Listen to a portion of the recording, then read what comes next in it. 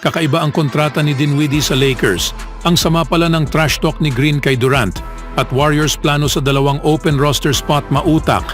Ngunit bago ang lahat, kung gusto nyo ng matibay na basketball shoes, New Curry 11, mabibili lamang sa halagang $2,999. Click lamang ang link sa comment section or bisitahin lamang ang tefen.com for more high-quality shoes. May mga bagay na mahihirapan ng Los Angeles Lakers na habulin. Palaging ikukumpara si LeBron James kay Michael Jordan at ang tanging paraan para maungusan ang legend ng Chicago Bulls ay ang magtala ng higit pang Larry O'Brien Trophy. Kailangan din ni Spencer Dinwiddie na magtrabaho ng husto para sa isang bagay matapos niyang sumapi sa team na pinangungunahan ni Darvin Ham at Anthony Davis. Bagaman, maaaring maging nakakagulat ito para sa ilan dahil inilantad ni Bobby Marks ng ESPN ang isang kakaibang kasunduan sa bagong kontrata ni Spencer Dinwiddie sa Lakers. Maaring maktanggap siya ng hanggang $1,554,655 para sa panahon ng 2023 to 24 season. Gayunpaman, tanging $1,554,654 lamang ang base na sahod sa kasunduan. Ang natitirang $1 ay isang insentibo kapag siya ay nanalo ng isang NBA championship kasama si LeBron James, Darvin Ham at Anthony Davis. Hindi ito isang tipong hinahanap na incentives. Kung mananalo ang Lakers, tatanggap lamang si Dinwiddie ng dagdag na $1 para sa kanyang mga pagsisikap. Si Dinwiddie lamang ang mahalagang acquisition na ginawa ng Lakers sa panahong NBA trade deadline at sa buyout market. Ang kontrata ng 30-year-old ay tila napakamura kung ihahambing ito sa kanyang average para sa season. Maaari niyang bigyan ng Lakers ng 12.6 points sa 39.1% clip mula sa lahat sa 3-level scoring. Hindi lang iyon, nakapagtala din siya ng 6 na assists bawat laro at kumukuha ng 3.3 rebounds. Maaring may nakakatawang kasunduan sa kanyang kontrata sa Lakers, ngunit hindi nito nilalarawan kung gaano karami ang kanyang magagawa upang itaguyod ang team na ito pabalik sa pagiging contender sa titulo. Kasalukuyang nakaupo ang Lakers sa ika-9 na pwesto sa Western Conference at magkakaroon ng sapat na oras upang muling ayusin ang kanilang mga plano at makakuha ng mas magandang seeding pagdating ng postseason.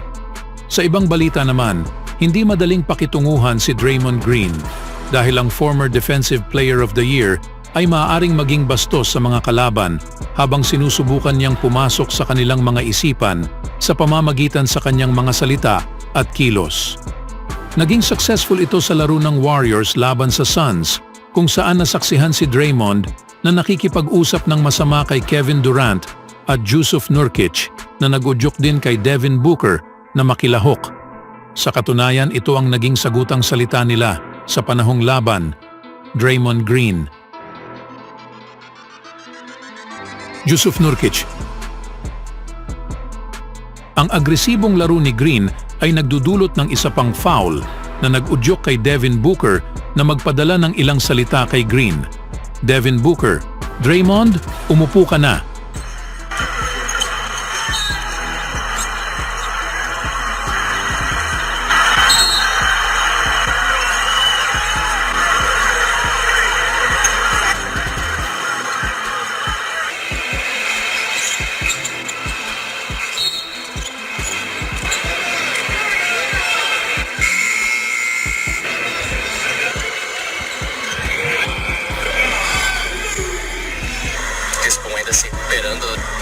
Pagkatapos sa mga masasamang pakikipag-usap kay Nurkic, nagpadala rin si Green ng ilang salita patungo sa former teammate na si Kevin Durant.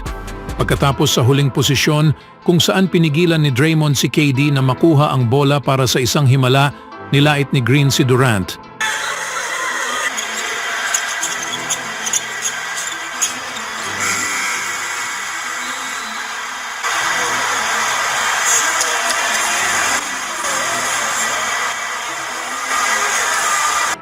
Ang laro ay nagtapos sa 113-112 na panalo ng Golden State matapos ang isang kamangha-manghang game-winning 3-pointer mula kay Stephen Curry. Nagtala si Draymond ng 15 points, 7 rebounds at 7 assists sa isang laro, kung saan marami ang naniniwala na siya ang mas magaling kaysa kay Nurkic sa pagtutugma sa sentro. Si Nurkic ay nagrereklamo tungkol sa pag-uugali ni Green pagkatapos ng laro. Sinasabing hindi siya karapat-dapat sa second chance mula sa NBA. Ang huling laro ng Suns at Warriors ngayong season ay ang naghatid kay Draymond ng suspension matapos tampalin si Nurkic. Nakakalungkot, hindi siya natuto sa kahit ano. Sa iilang oras lang, tatamaan niya ulit ang iba. Kaya, maniwala kayo sa lahat ng sinabi ko. Noong huli na nagkagulo sina Draymond at Nurkic at isinuspindi si Dray ng walang hanggan bilang resulta, kaunti lamang ang sumang-ayon kay Green sa bagay na iyon. Ngayon, karamihan sa mga tao ang tumatawag kay Nurkic bilang isang talunan na nasaktan sa mga salita ni Draymond. Ang mga trash talk ay bahagi sa laro. Hindi nakita ni Draymond ang quote ni Nurkic laban sa kanya matapos ang laro at mamaya ay nag-post sa social media para magresponde. Nagtaka si Green kung bakit sinusubukan ni Nurkic na pigilin si Draymond mula sa pagkakaroon ng second chance sa NBA. Isang pagtataka kung ito ay dahil na siya nga ba ay labis na na-outperform ni Green sa laro. Ano ba ang ginawa ko para hindi ako maging karapat-dapat sa isang pagkakataon? Sobrang umarangkada ako sa iyo? Dapat ko na bang pag-usapan to sa Draymond Show ngayong gabi? Ito ay kahibangan. Sa press conference pagkatapos ng laro, nagbigay si Draymond ng diretsang salita kay Nurkic na gusto niyang tumahimik ito. Sa tingin ko'y napakagaling ko ngayong gabi sa totoo lang. Sinabi ni Green na hindi siya magiging tahimik sa court tulad ni Nurkic dahil ang mga tahimik na tao ay hindi nananalo. Sa tingin ko'y napakagaling ko ngayong gabi sa totoo lang. Sinubukan niyang pumasok sa isipan ko ngunit hindi siya nagtagumpay.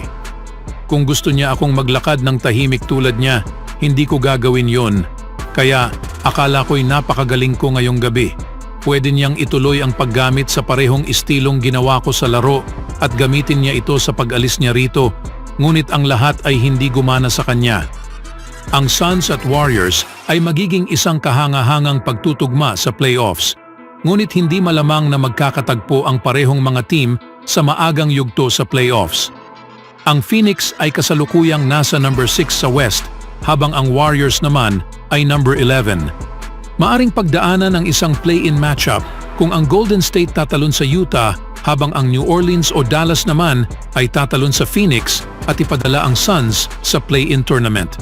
Sa sumunod na balita naman mga kaibigan, sa pagpapalaya sa isang roster spot sa pamamagitan sa trade na ipinadala si Corey Joseph sa Indiana Pacers, may opsyon ang Golden State Warriors na magdala ng player mula sa buyout market. Bagaman maraming mga player ang naging available noong Huwebes, iniulat na ang Warriors ay hindi nagmamadali na punan ng nabuksang spot. Iniulat ni Anthony Slater ng The Athletic noong Biyernes na plano ng Warriors na pag-isipang maigi ang desisyon kung paano nila makumpleto ang bagong spot sa roster na ito. Isa sa mga naging available sa market ay sina Marcus Morris Sr., Danilo Gallinari, Joe Harris at Seth Curry. Ito ay nagbubukas ng karagdagang roster spot para sa Warriors na may 14th at 15th na bakante. Huwag nilang asahan na puna ng 15th hanggang sa huling araw ng regular season. Huwag nilang asahan na puna ng 14th hanggang sa pagtatapos ng All-Star break. Maari nilang panatilihin itong libre sa loob ng iilang araw at makatipid ng higit pang pera, sabi ni Slater sa artikulong ito. Hindi lamang makakatipid ng pera ang plano ng Warriors, ngunit nagpahintulot din ito sa buyout market na fully ma-develop. Dahil bagaman may iilang mga players na ang available ngayon, marami pang maaaring maging available bago matapos ang season. Sa pamamagitan sa pagiging mahinahon, binibigyan ng Warriors ang kanilang sarili ng malawak na mga pagpipilian. Anong masasabi niyo mga kaibigan? Dapat bang maging mahinaon ang Warriors? Always do it on my own, so I gotta get through it. And the only thing I know is to love what I'm doing. Never give up, never slow, till I finally prove it. Never listen to the no's, I just wanna keep moving. Keep my head up when I act, head up that's a fact. Never looking back, I'ma keep myself on track.